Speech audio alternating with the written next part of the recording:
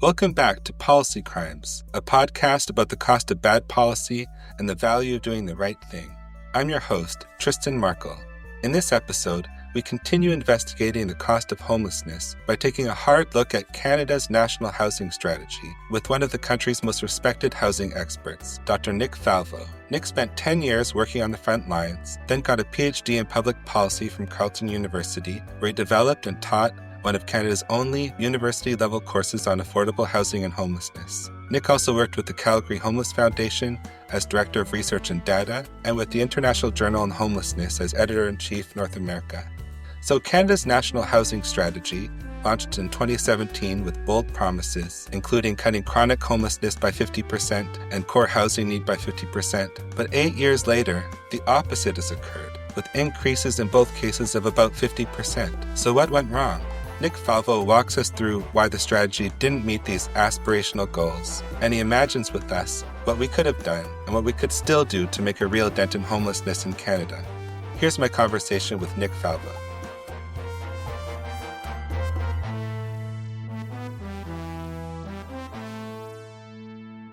Welcome to the podcast, Nick Falvo. It's great to have you here.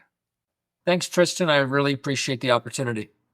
Great. So we're going to jump right into understanding Canada's National Housing Strategy, which was developed between 2017 and 2019.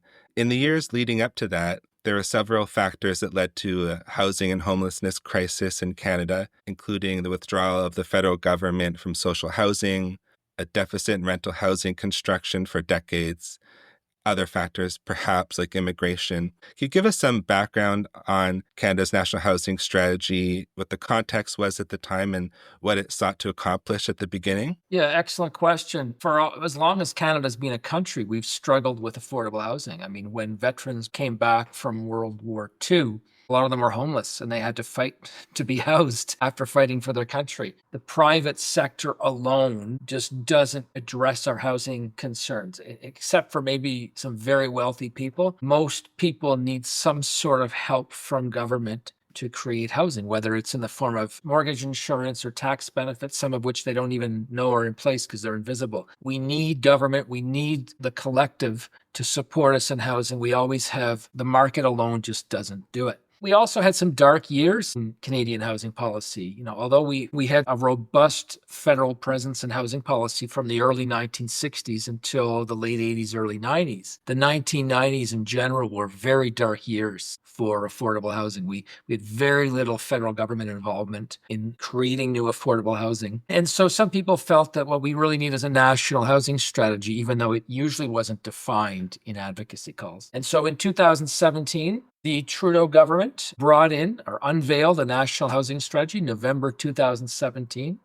They said, fine, you want a national housing strategy? You've got it. We've got your back on this, and we are finally here. The federal government is back. Maybe this was part of Sunny Ways. That was a mantra we used to hear from that government. And voila, here's your national housing strategy. Well, be careful what you wish for, because what sounds like a good national housing strategy to some people is not very good to other people. So we got a national housing strategy. It had a lot of holes. It had a lot of gaps. There's still a lot of work to be done.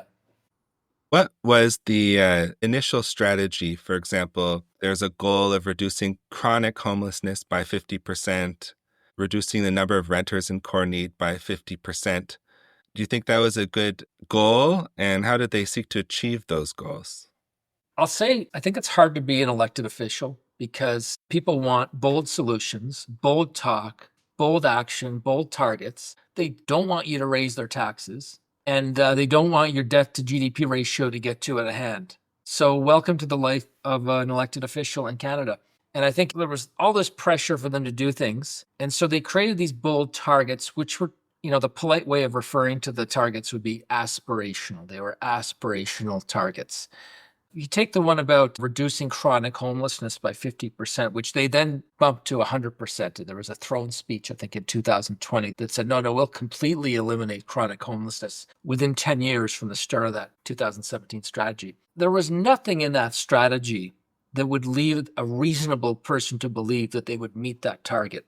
There's no mention at all in the strategy of housing first. There's virtually no mention in the strategy of supportive housing. And there's very little financial support in the strategy for homelessness. Most of it's to the broader housing sector.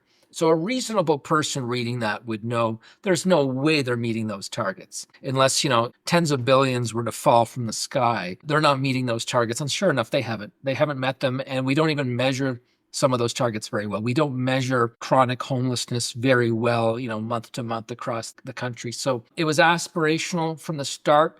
But at the same time, can you blame them? They're elected officials and they're under a lot of political pressure to have bold targets. So that's the conundrum they found themselves in, I think. Yeah, and to put some numbers, correct me if I'm wrong, maybe there's 30,000 to 50,000 people who are chronically homeless at a given time that we know about. So if they were going to reduce it by 50%, it would mean cutting that in half. But it seems like the number has grown, particularly after the pandemic. Is that right? We don't do a really good job of enumerating this. What I can tell you is that homelessness in terms of shelter numbers has seen explosive growth in Toronto in the past 10 years. I mean, there are, I think, over 12,000 people a night in homeless shelters in Toronto. When I left the front line in Toronto in 2008, I think it was 4,000 a night. It's gone way up in part because of refugee claimants and asylum seekers, other factors as well. We've seen a lot more outdoor sleeping since the pandemic. We saw a lot during the pandemic, probably less now. We don't count that very well. But by most accounts, homelessness in general and chronic homelessness is considerably more dire now than at the beginning of the strategy. Right. And homelessness in general, there would be, 250,000 people experiencing homelessness over the last few years, and that is probably also increasing as well. In terms of the amount of funding for homeless initiatives, you mentioned that there was not perhaps sufficient funding for addressing homelessness. How could people understand in the National Housing Strategy what amount roughly and what proportion of funding is going towards addressing chronic homelessness? Excellent question. I think Steve Pomeroy did some analysis of this about 4 or 5 years ago. And at that time, I think he calculated that just 10% of the National Housing Strategy's money was targeted to people experiencing absolute homelessness, and probably even less for people experiencing chronic homelessness. Most of it was loan money as opposed to grant money. Most of it was directed to the broader affordable housing universe, not to homelessness. I would say it was never really a homelessness strategy. It was a housing strategy, and it was on a bit of a shoestring budget. Mm-hmm. And that's a good distinction, a housing strategy more so than a homelessness strategy. So, for example, if one was going to eliminate chronic homelessness and there was 50,000 people experiencing chronic homelessness in a year, and I'm just using napkin math here, if it cost the government $100,000 a year for each person who's chronically homeless, that would be $5 billion a year. Now, that's more than the amount of money that they were spending on grants at all through the whole National Housing Strategy. And if only 10% of it's for chronic homelessness, then it would be less than that. If we're arguing that addressing chronic homelessness can create efficiencies in the system and even help offset the cost of it, it seems like it would be a good idea to focus at least some significant funding toward chronic homelessness. But is that your characterization, that it really wasn't getting close to the scale that was needed? I think that's bang on, Tristan. I mean, I might have suggested $50,000 a person.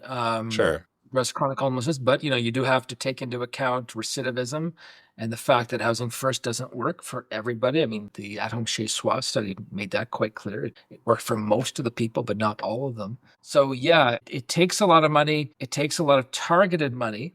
And what the feds might say is, if you had Adam Vaughan here, who was one of the chief architects of the strategy, he might say, well, the federal government can't do it alone. We rely on the provinces, the territorial governments and municipalities, and the charitable sector to play a role as well. We'll get the party started, so to speak, with the strategy, but we need other parties to step up. So that might be what he would say in his defense. I should let him speak for himself, but he might say, don't look at just one order of government for everything. But I think it should have done more for chronic homelessness and not just set a bold target. I think there should have been more funding earmarked for supportive housing. Could have been earmarked for housing first or supportive housing. You could call it housing with supports for people who experiencing chronic homelessness. It should have had a lot of the funding in place, but at the very least, it should have been talking about the need for a multi-pronged approach to supporting that kind of housing. And instead, it was broad, and it's sort of, I think, left it to the provinces, territories, and municipalities to create that kind of programming, and it probably didn't provide sufficient leadership in that respect. Yeah, two funding programs that could have helped with homelessness and did to a certain extent would be funding for Reaching Home, which is the program that provides some funding to local organizations. And I think that most people agree that amount should have been 5-10 times higher than it was. Does that sound right? Correct. I would support it being at least 5 times as high as it is now, yes. And then also perhaps the Canada Housing Benefit that was introduced. And I think that maybe 300,000, 400,000 people have accessed that. And it's only about $2,500 a year, so like $200 a month. And we were talking with Steve Pomeroy, and he was saying the total amount is not enough. The amount per person per month is not enough. And it doesn't seem like it would cost a lot of money in the grand scheme of things to increase the housing benefit. Do you think that that's something that should have been done or could still be done?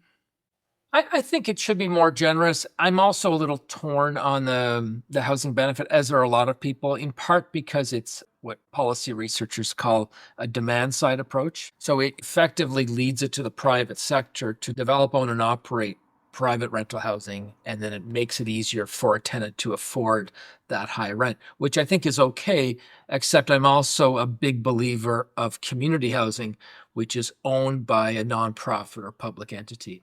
And one of the reasons I'm a big believer of that other approach, also known as a supply side approach, is because rent levels stay lower over the long term when it's community owned housing. And so I think you need a bit of a mix. I mean, it takes some time to create community housing. Some communities don't have community housing providers, or not a lot of them. So you need a mix, but I generally lean a little more heavily towards the supply side approach. So yes, I think the Canada Housing Benefit should be more generous, but we should also create robust supply side approaches. Yeah, that makes sense. And the way I think about it is in terms of short-term and long-term systemic changes. So I know you did some research around community housing, social housing, co-op housing, how rents in co-op housing stayed below market for decades as compared to the private market. Do you want to say a word about that research? Yeah, Tristan, I think you've read more of my research than I have. Yeah, I was co-author of a report for the Co-op Housing Federation of Canada. It was released a few years ago, and it tracked rent levels of private apartments and compared that with rent levels of co-op units in various communities, apples to apples comparisons as much as possible. We would look at the same types of units in the same geographical areas. And what we found was, the private rents went up faster and were much higher after, a 15, 20-year period. The co-op rent levels stayed low. Why? Well, because they're owned by co-ops. Co-ops don't want to jack up rents and force low and middle income tenants out. They want to preserve affordability, and that's their mandate. So it's often said, 5 or 4% of Canada's total housing stock is community housing, so owned by a nonprofit or public entity. I would love to see that figure go up to 10% or 15% and as fast as possible, in part so that rents stay low. We don't just create the housing, but it remains affordable housing over the long term. Very important. Yeah, that would be a great long-term strategy. Like you said, 10 to 15% of the total housing stock being non-market, functioning kind of like a public option might in healthcare in the United States. And also force the private sector to compete with that affordable housing, perhaps a different approach to moderating rents in the private sector. And back to the housing benefit, Steve Pomeroy was talking about that as, well, in the meantime, in the 4 years it will take to develop that housing benefit could have the immediate impact of reducing the amount of people who are relying on encampments or sleeping in their cars and things like that. And the current level is not quite supporting it. And I think that's a good segue to the second aspirational goal of the National Housing Strategy, which was reducing people in core housing need by 50%. And could you explain for the average listener what core housing need is? Yeah. Well, in plain language, you're in core housing need in Canada if you're either paying more than 30% of your income on rent, on housing, I should say, or you're in a housing that is unsuitable, not enough bedrooms, or you're in housing that is in need of major repair. So if you meet one of those criteria, you're said to be in core housing need. And if you don't meet the suitability or adequacy requirements, you can't afford to change your situation. Really, it's a poverty measure. I mean, it says somebody who's paying too much on rent is really what it comes down to. So it's a measure we use. I thought that the strategy's wording was a little bit vague on that. I mean, I don't even know if it used the term core housing need. I think it might have used the term in need. I can't remember. It looked like it possibly an attempt to wiggle their way out of being held accountable. But yeah, that was one of the goals. And I mean, I think some of us, really didn't take it very seriously. Some of us took it about as seriously as the chronic homelessness goal. So you and some others were aware that this was going to be difficult to accomplish with the programs they announced. And just to put some numbers on it, renters in need or renters in core need, that would be about 20% of all renters would be in need. It's a much higher proportion of renters who are in core housing need than homeowners. Correct. Homeowners would be about 5% on average.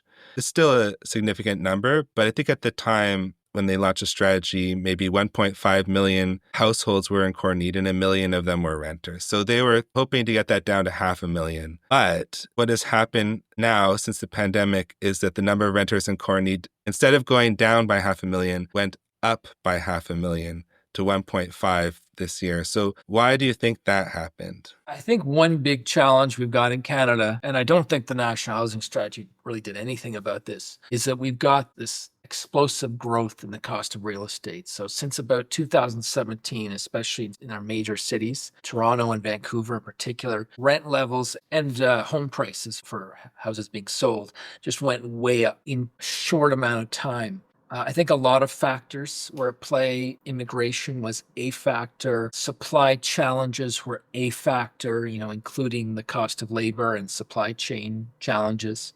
Something Steve Pomeroy has written about too is that we make it very easy and attractive for private homeowners to acquire other units for investment purposes. We make it too appealing to them. And so what happens is people buy an extra house or a condo, use it to make income. And of course, the more people you do have doing that, the more that drives up the price because it's increased demand. In fact, as you probably know, Tristan, a pretty substantial percentage of federal cabinet ministers in Canada own investment properties. They have a clear interest in seeing the value of those units go up. So we have this challenge here. I don't recall the National Housing Strategy really taking that on. And I think that's a big challenge is how do you keep the private market rents and the resale value of homes and the sale of new homes, how do you keep that under control? Yeah. There has been discussion among advocates around the financialization of housing and discussions in Ottawa about the financialization of housing.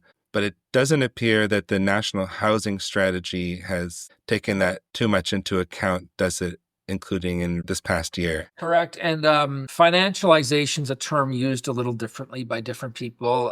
You've probably heard of Mike Moffat. He was commenting on social media a few years ago that he was on a panel awarding grants or something or prize money. And he says various groups wrote about financialization and he said they all use totally different definitions. So I try to avoid the term. I try to talk about rising value of rental and ownership units, explosive costs, high costs. I try to stay away from what my grandmother might call highfalutin language, but it's a problem. However, whatever you want to call it, it's a big problem.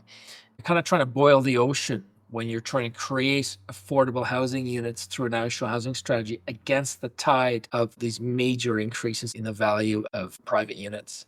Yeah, I agree with you. The term financialization can mean different things to different people, but I think about it in the way that you did, that housing as an investment, and it could be private individuals or companies like REITs that are investing in the rental market and financializing the market.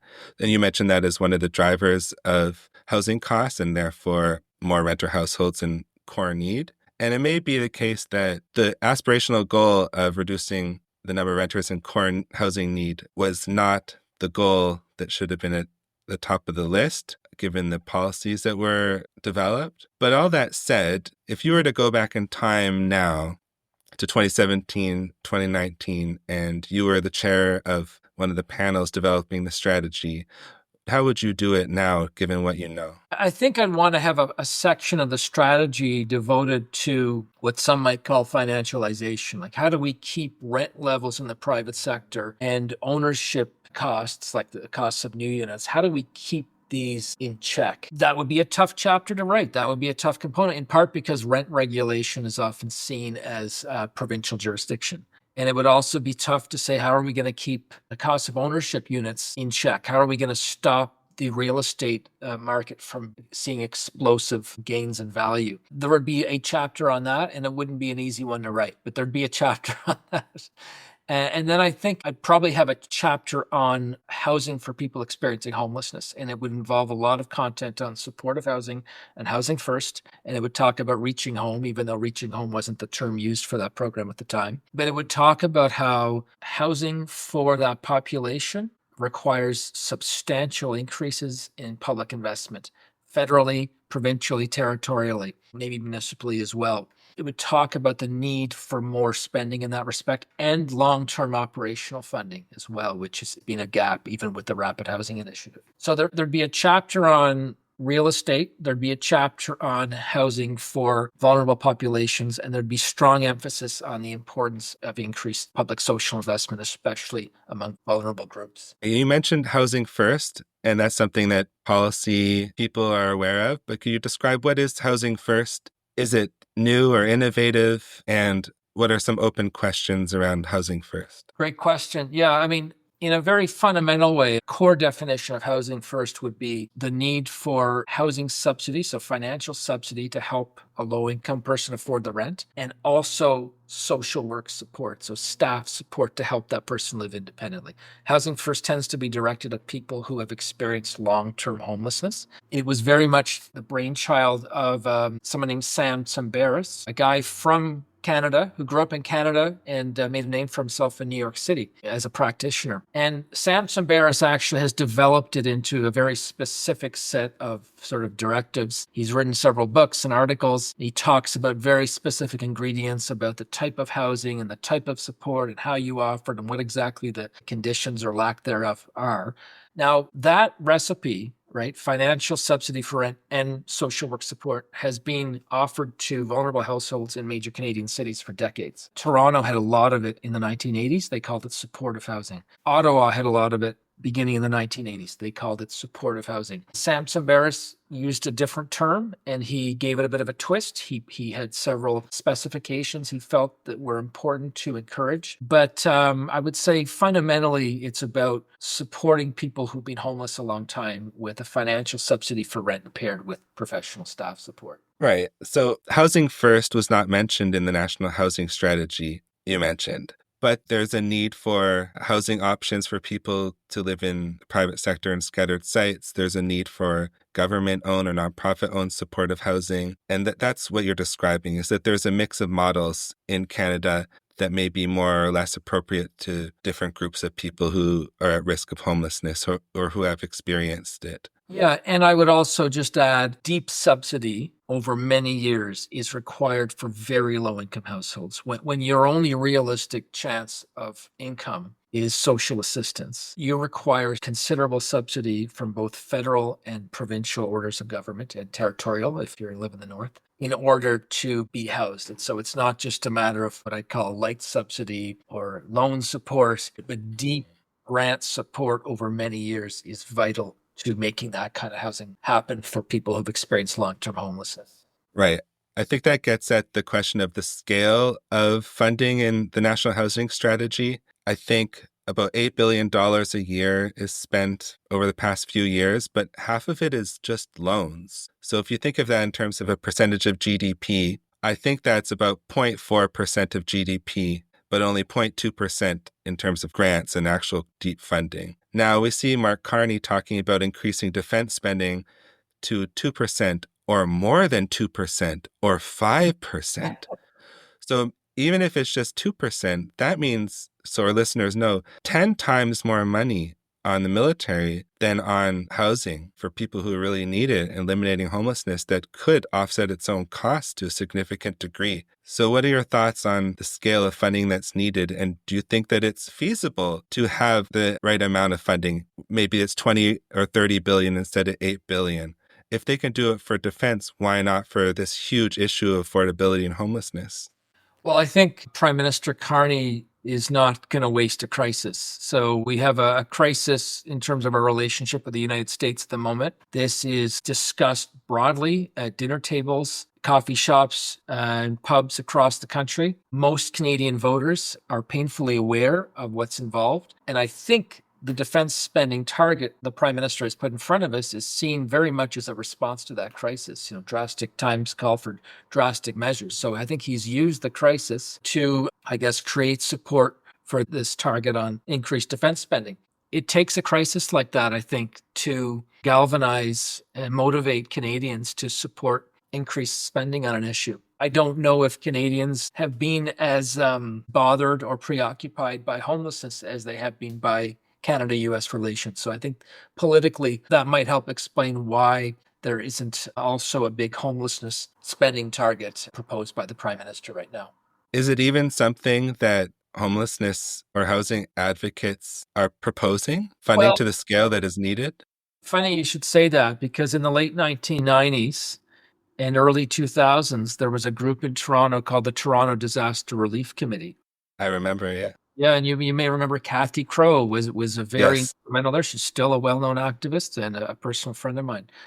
David Holchansky, a professor at the University of Toronto, I think sort of put some math in front of the group, in the late 1990s and said, we should, I think, increase federal spending on homelessness by 1%, by 1% of our budget, by 1% of overall spending, which would have amounted at the time to a doubling of federal spending on housing. And they suggest that other orders of government do the same, and they call it the 1% solution. I loved the campaign. I thought it was brilliant, and I loved its simplicity, and I wore a 1% button around for years. The campaign was very active. So yeah, they have proposed that. I don't know how active that campaign's been in the past 10 or 15 years, but in short, yes, that kind of approach has been pitched. I don't know if there's a lot of energy behind that right now. I'm also happy to say that for several years, I was writing the housing chapter for the alternative federal budget, sponsored by the Canadian Center for Policy Alternatives. I don't know if we pitched the 1% solution, but we encouraged substantial more spending on housing and homelessness, including increased grant support. Not a lot of people get excited by alternative budgets, unfortunately. So I think you're right. Like we have to start talking about that more. And personally, I think it probably means more taxation. It seems to me that there's two issues if you're a politician. Is there a movement right now to push for it? But also, if you did solve this big issue, would it be better for the country and for you to say and show that you did solve it? Well, what's interesting is back in the 1990s, that this was when I started doing frontline work in Toronto, there was a Toronto city councillor by the name of Jack Layton. I say that sort of tongue-in-cheek because he became very famous after that as leader of the federal NDP and died, very young, sadly. But he spoke a lot about homelessness, and he picked up that baton and worked closely with Kathy Crow and David Holchansky and others and tried to move homelessness higher up on the political agenda for all orders of government. And I actually think it was good for his political career. I mean, some people thought it was so good for his career that was the only reason he was pushing it. I don't think that's fair at all. I think he truly cared about the issue. He wrote a couple books on the topic. He cared enormously about the topic. But I think he helped demonstrate to other elected officials that you can pick up homelessness as an advocacy area and you can push it. And not only does it not hurt your political career, you can actually help your political career. You can be successful politically and do the right thing. You can have good policy and good politics together. I think he demonstrated that. Others have as well, but I think he's the first person that comes to mind. Some people would say Gregor Robertson when he was mayor of Vancouver. Interestingly, he's now the federal minister responsible for housing. Yes. And as critical as people I know and even myself became of Vancouver's policy, credit where it's due in terms of raising the issue and making a bold aspirational promise. It wasn't met, but taking a stand, I think, deserves credit. Now, just to summarize some of these issues around the national housing strategy and some of your proposals that you might have made going back in time, one would be to understand the financialization of housing. One would be to understand chronic homelessness and homelessness in general. Also, an understanding of housing first and also supportive housing and a strategy around that. And one thing I want to come back to is the income side of things. In terms of core housing need, we did see it go down in the year the first year of the pandemic when CERB was introduced. It did go down by almost 300,000 households. So is there some kind of role for an income side policy to help with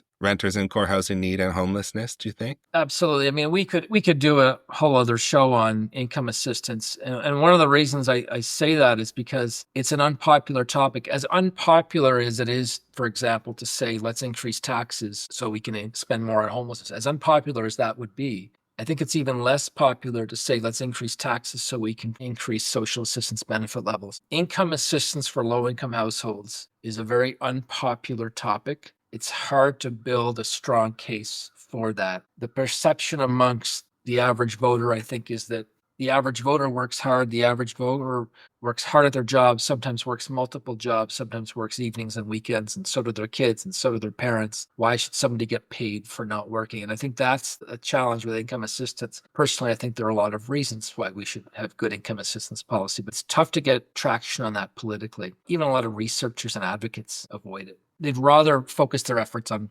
homelessness and housing than on income assistance. But yes, we need demand side approaches, also known as income assistance, I would say, income assistance tied to housing. And we need supply side approaches. We need to talk about both of them. There's a role for both of them. My preference over the long term is more supply side approaches, in part because they keep rent levels down. But we also need robust demand side approaches, robust income assistance programs. And we don't have those right now in Canada. And yeah, CERB was a bright light in that respect. You're right.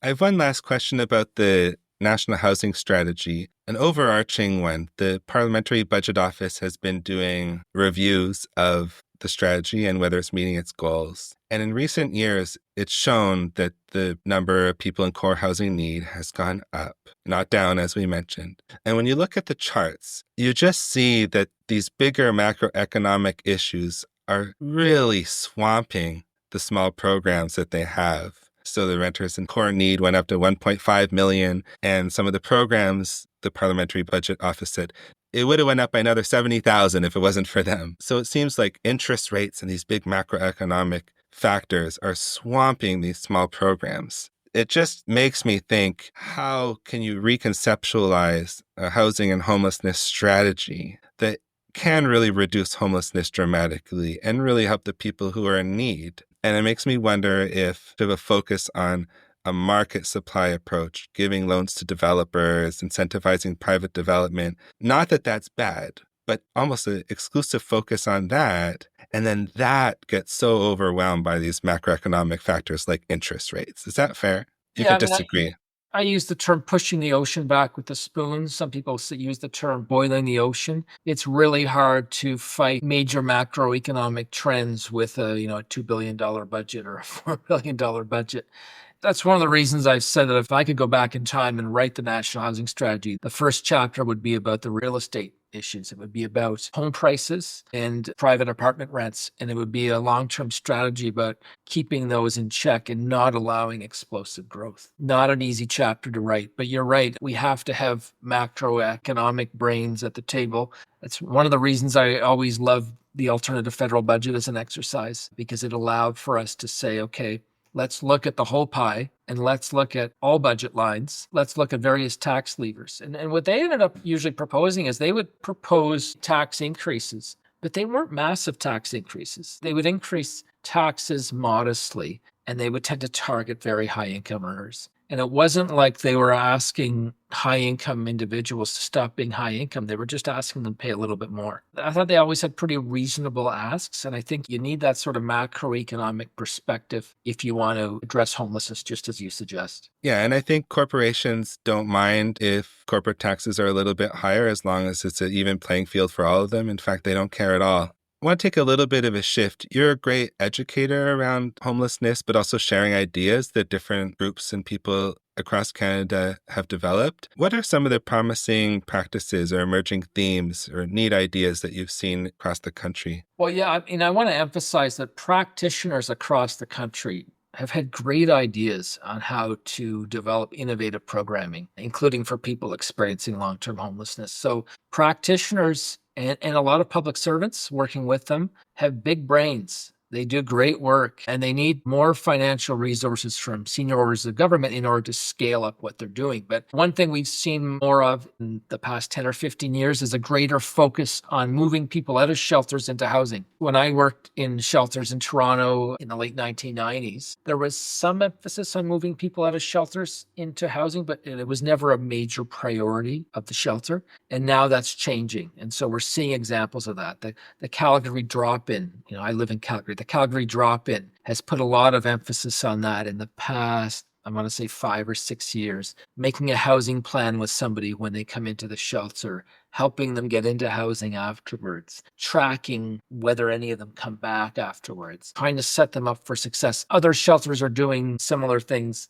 Then you've got some neat ideas like resource centers in Ottawa, where in a traditional, what I might call community housing building, operated by Ottawa Community Housing, there'd be a staff person 9 to 5, Monday to Friday, in visible areas, helping people with short-term case management. Not a very expensive program to operate, but helping somebody with a short-term issue could be a real game changer for somebody. So a very inexpensive program that can get really good bang for the buck. Manitoba Housing's trying very hard to make a lot of their units more housing first oriented, essentially converting some units into supportive housing and bringing social supports into them rather than saying, not our problem.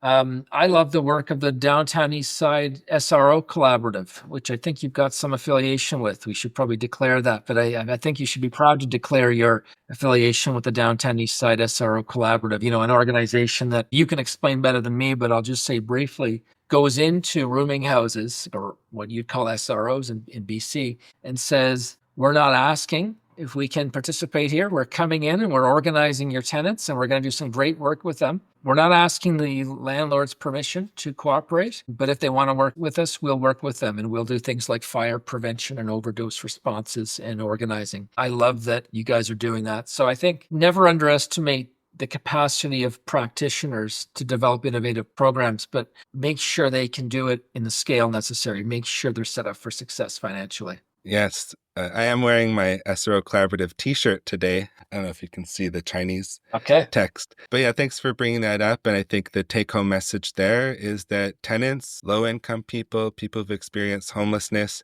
are smart and smarter than us. And they know the problems and they know the solutions. And if they have support, it's really awesome what they can do. I think that's take-home message. My last question, I think, ties it all together. We talked about the last 7 years, 8 years of the National Housing Strategy. We have a new government. What should we expect from the new Canadian federal government under Mark Carney? What can they do for homelessness? What do we expect that they will do? I'll be honest, Tristan, I'm worried about this guy. He used to be a private sector guy. Then he was central banker. I'm not so sure he's going to have a razor sharp focus on homelessness. And I'm concerned that he's going to have a very much a Paul Martin business first approach to governing. I'm concerned about him, and I hope I'm wrong. I hope he proves me wrong. I think that he wants to see a lot of development. He wants to see a lot of infrastructure built. I don't know how much he's thinking about infrastructure for people who've experienced long-term homelessness. I suspect it's not a priority for him. So I'm really worried, and I hope he is persuaded to pivot and shift his focus on things like long-term homelessness, supportive housing, what some people might call financialization. But I'm worried. I'm worried it's going to be a repeat of the Paul Martin years. Those of you listeners who can remember the 1990s will remember the Paul Martin years as prime minister. He was not good for social housing, and he was not good for homelessness.